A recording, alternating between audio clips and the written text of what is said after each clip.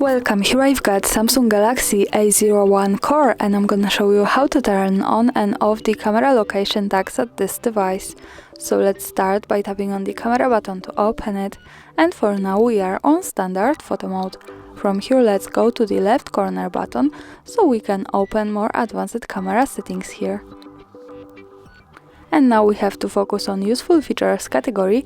At the third position we have location tags option with short info from the device that this can add tags to your pictures and videos so you can see where they were taken.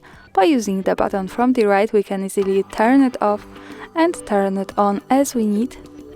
And here also the important thing is that to make it work correctly, when we want to save the actual location of our photo, we have to be connected with the internet, for example the Wi-Fi or mobile data, and we have to turn on the location of this device.